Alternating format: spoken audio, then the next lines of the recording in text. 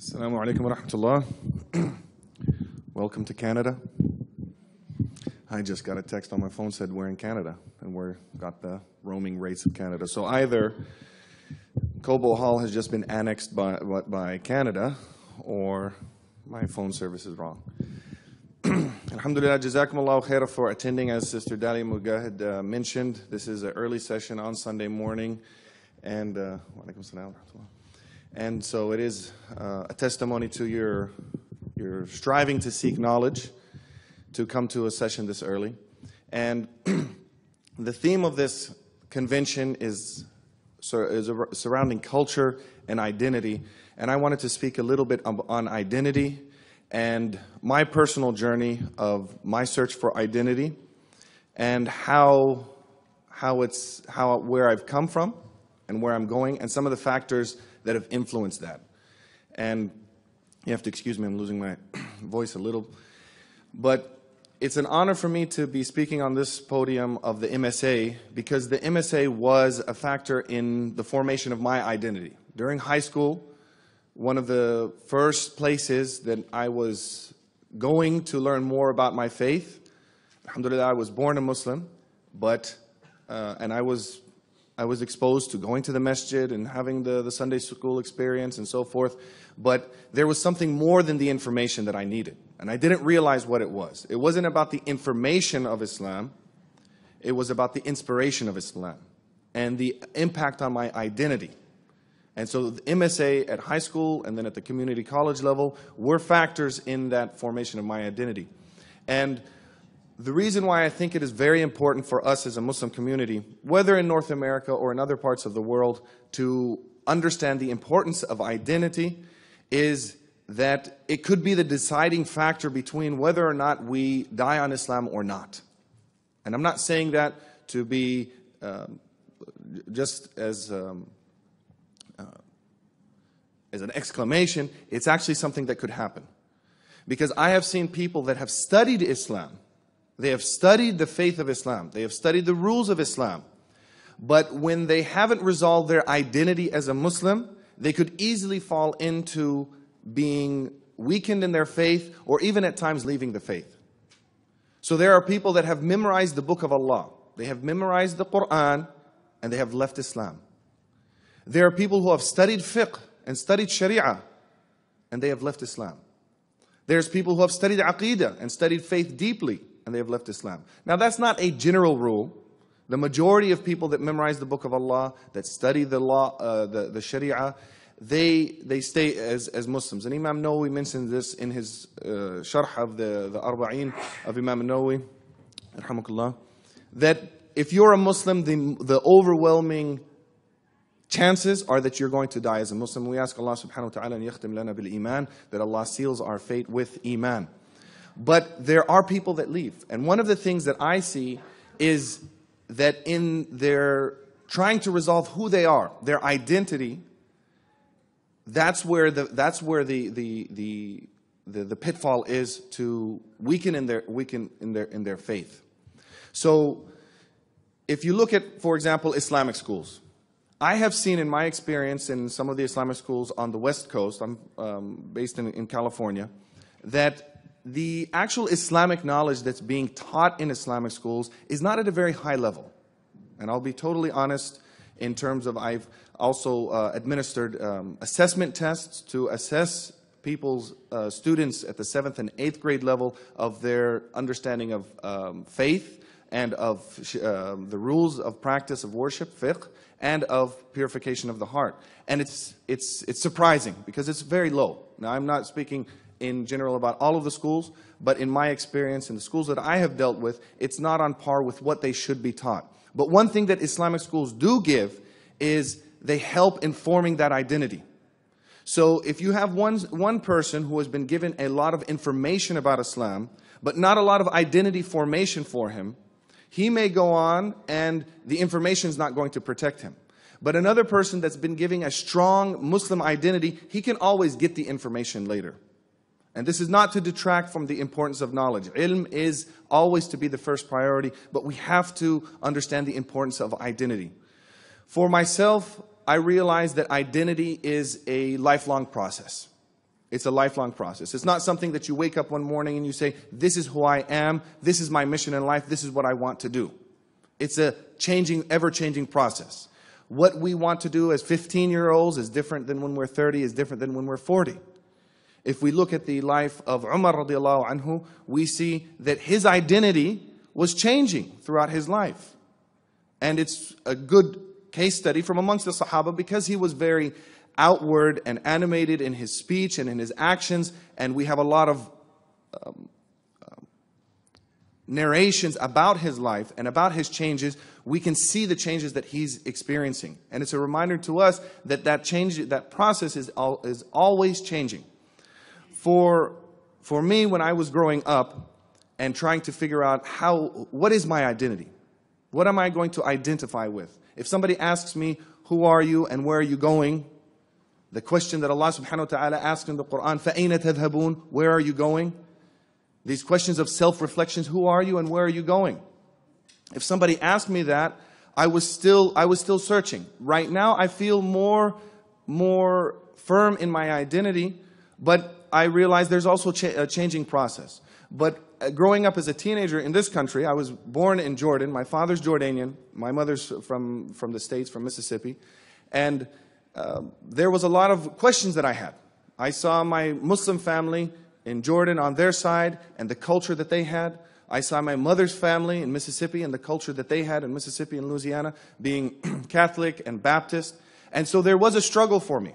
There was a struggle. Sometimes people see that I've studied in West Africa, I've studied with Shaykh from Mauritania, and I've been involved in teaching and translating and counseling, and we do a lot of education in the prisons with Muslim prisoners, and they think that that's how I've always been, and that I was just born into that. And they ask me, they say, well, so was your family practicing at this level to where you just woke up or you just came into the family and this is the way you were? And I have to tell them that that wasn't the case. It was a lifelong process. And as I go through life, the more that I realize about the impacts of our life, there's things that happened even before we were born that's affecting our identity. And we have to come to terms with that. So in my specific case, in my life, my parents met on a picket line in Jackson, Mississippi. So my mother was active in the civil rights for the migrant farm workers through the United Farm Workers and Cesar Chavez and the work that he was doing throughout the U.S. in the early 70s. And my father had his background and experience from coming from Jordan. Those experiences affected me. And even though as a teenager, sometimes when we're looking for our identity or as young adults, we sometimes don't want to define ourselves by where we're coming from. We want to create a new identity. We have to realize that our identity is directly impacted by our parents and by their parents and even farther back. There's a book on success called The Outliers by Malcolm Gladwell. And he says that who you are and your identity is impacted by your forefathers 300 and 400 years ago. So when we're searching for our identity, we have to understand that. We have to understand our past. And we have to recognize our differences and recognize that those things are affecting our lives. So if a person has an Arab background, if they have a Pakistani background, if they have a South African background, if they have an African American background, we can't deny those influences on our life. We have to search for those. And we have to look into those. And the Prophet Muhammad sallallahu alaihi wasallam, in dealing with the Sahaba, he knew the different cultures that they were coming from within the Jaziratul Arab. And he spoke to them at their levels.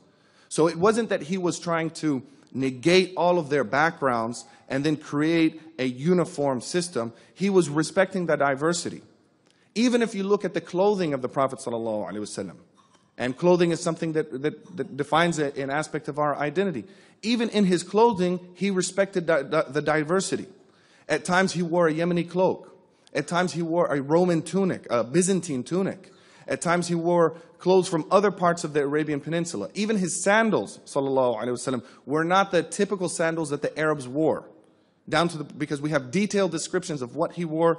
Abdullah ibn Umar radiallahu anhuma said that the Prophet sallallahu alaihi wasallam wore yellow sandals with no hair on them.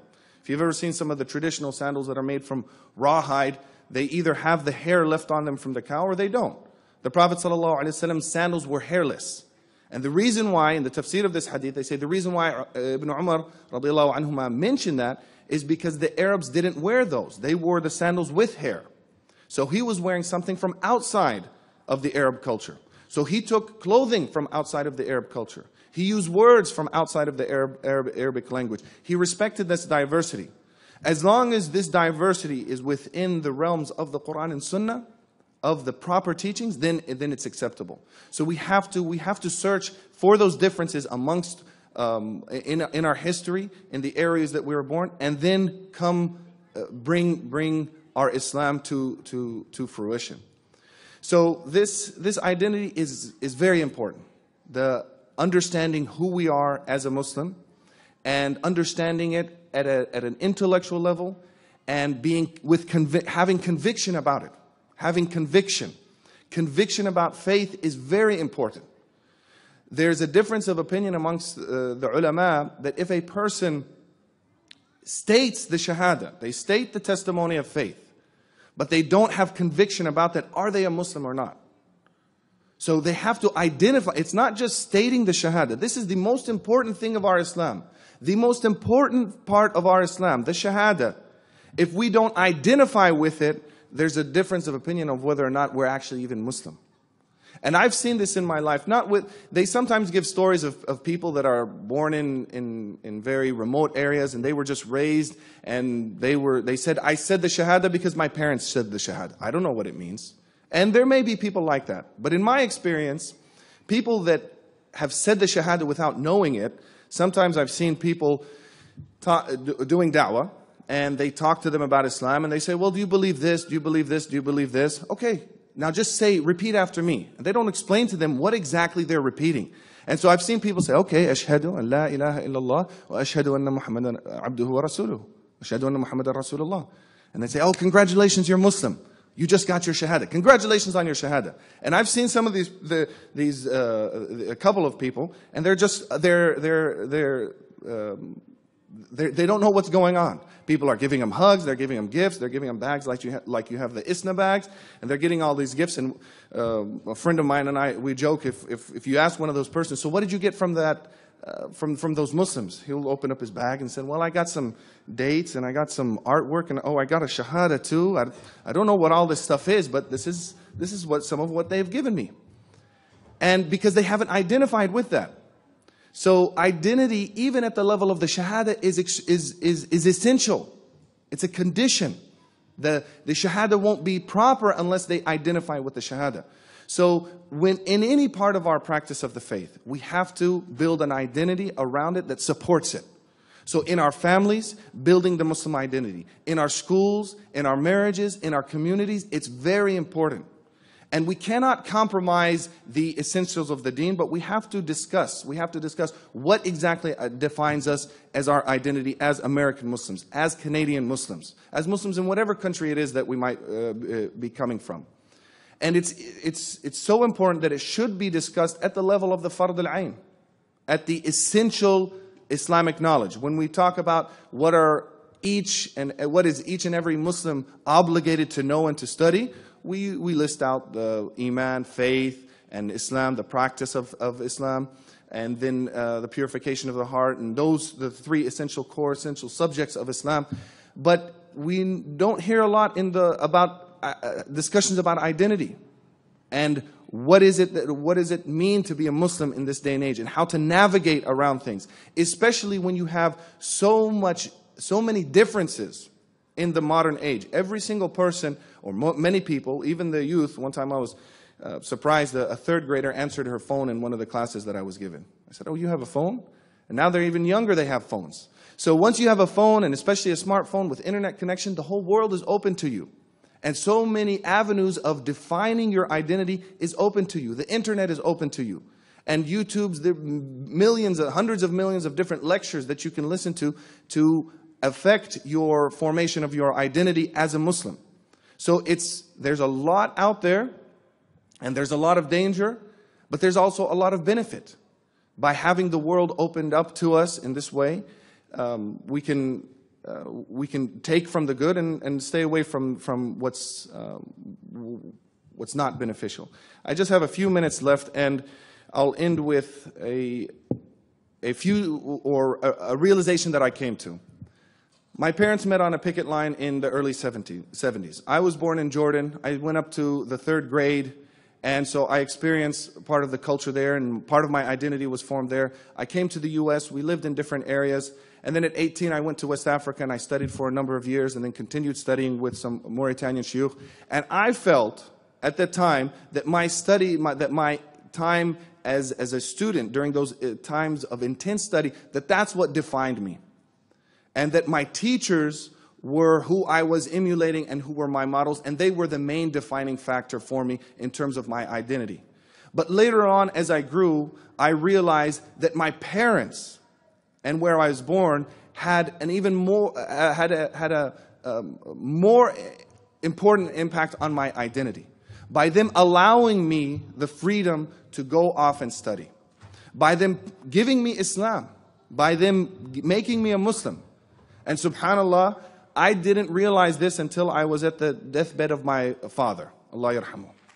When I was at his deathbed, then I realized that what he gave me, and the most important thing that he gave me, was my Islam. And if he had not given me that, then all of the further studies, all of the journeys that I had taken, the journeys in West Africa, journeys around in the other parts of the Muslim world, all of that would have not been, would have not happened. It was him making sure that I was born as a Muslim. And even before, when he married my mother, she was not a Muslim at the time, but that was one of the things he told her. He said, we are going to raise our children as Muslims.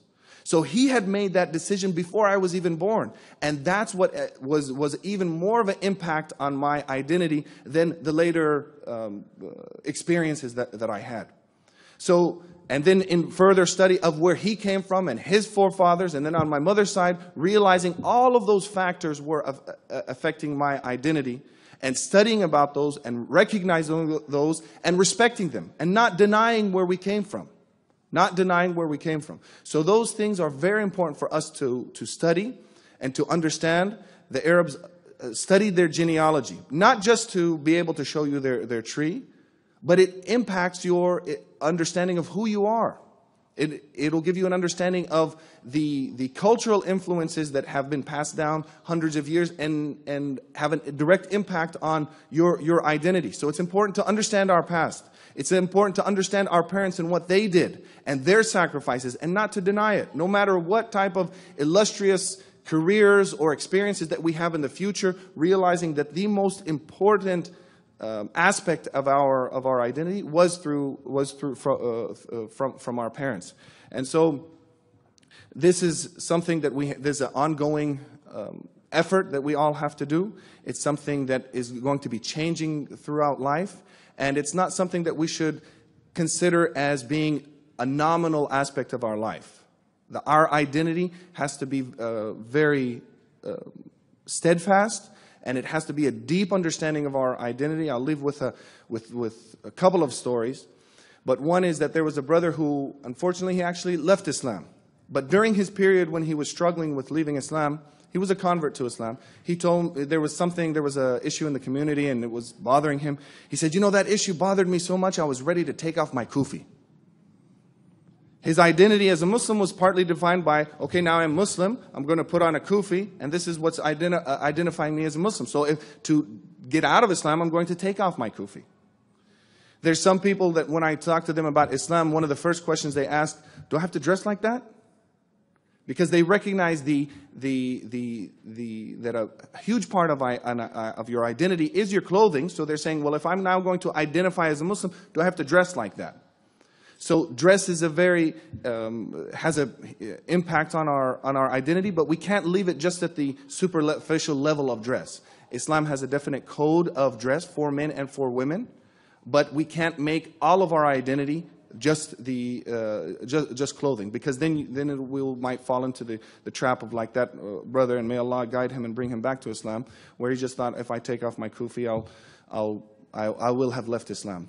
So may Allah subhanahu wa ta'ala give us all the tawfiq, the success to have strong Muslim identities and to pass this on to our children and to our grandchildren, and our hope should be even to our great-grandchildren and grandchildren all the way till Yawm al-Qiyamah. If you've ever seen some of this environmentally friendly cleaning materials called seventh generation, and it's based on a saying of the Iroquois Indians that they would not make a decision until they thought about the impact of 7 generations down. But for us as Muslims, we should say, أصلح لي ذريتي إلى يوم القيامة. May Allah rectify my progeny and keep them Muslim until the Day of Judgment. So whatever we're doing in our identity formation, we should be thinking about, this is going to affect my children for hundreds of years, thousands of years, or however long it's going to take until the Yawm al-Qiyamah comes. So may Allah subhanahu wa ta'ala keep us in a state of faith, seal us with faith, and give our children faith and a strong Muslim identity rooted in faith until the Day of Judgment. Jazakumullahu khairan.